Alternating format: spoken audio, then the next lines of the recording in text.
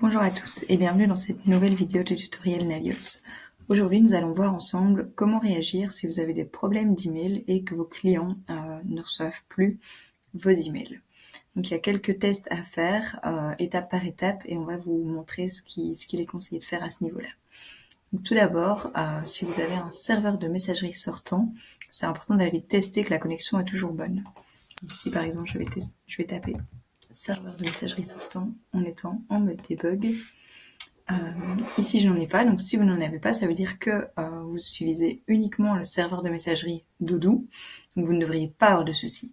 Si vous avez vraiment une erreur spécifique à ce niveau-là, vous pouvez toujours contacter le support Doudou. Ici, imaginons que j'ai un serveur de messagerie sortant configuré. Ce qui est important, c'est d'aller faire un test de connexion pour vérifier que tout est correct à ce niveau-là. Si ce n'est pas le cas, vous aurez un message d'erreur et alors c'est important de vérifier que tous mes paramètres sont bons ou que mon abonnement à mon serveur externe est toujours en ordre. Donc ici, imaginons que mon test de connexion soit concluant, donc tout va bien au niveau de la connexion avec mon serveur de messagerie sortant, mais mes clients ne reçoivent toujours pas mes emails. Alors soit ils ne les reçoivent pas du tout, soit ils ne vont pas tous les recevoir ou alors ils vont recevoir une partie dans les spams. Donc ici, ça peut être intéressant alors d'utiliser l'outil Mail Tester. Donc ici, je vais simplement taper Mail Tester dans mon navigateur et je vais sélectionner donc ici ma première référence, donc Mail Tester. Donc ici, ça va vous permettre en fait de tester est-ce que vos mails passent bien ou est-ce qu'il y a un taux de spam qui est élevé. Donc il va vous générer une fausse adresse mail que vous pouvez copier et aller coller par exemple dans un contact.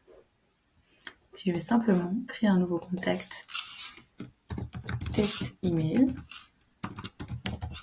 je vais venir copier cette adresse mail ici.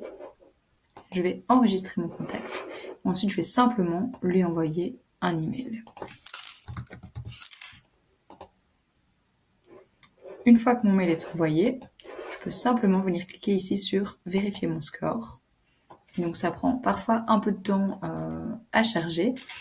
Et ensuite, ça va me donner un résultat. Donc ici, moi, je n'ai pas de problème d'email. Tout est bien configuré et donc j'ai une note de 10 sur 10. Vous pourriez avoir des notes de 9 ou de 8 sur 10 qui sont aussi des notes correctes.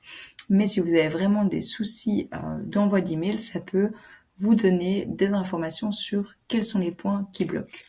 Par exemple, vous pouvez avoir votre serveur qui est blacklisté sur certaines adresses. Et alors, si c'était le cas, vous auriez ici une information en rouge, ce qui vous permettrait d'aller vérifier ici que vous n'êtes pas blacklisté, ou si c'est le cas, en tout cas de débloquer la situation. Donc, si je vois que ça n'est pas le cas, je vois également que mon message est bien amélioré, que mon authentification est bonne, et donc il n'y a rien qui est brisé au niveau des liens.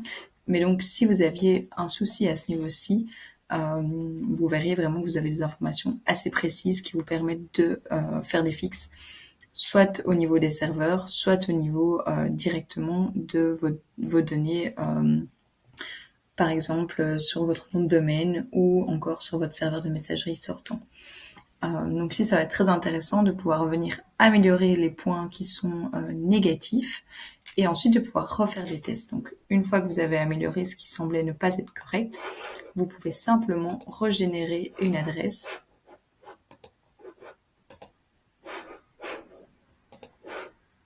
Si j'ai une nouvelle adresse, vous la copiez-collez à nouveau dans le contact et vous pouvez refaire un test qui vous permettra de voir est-ce que c'est amélioré ou non.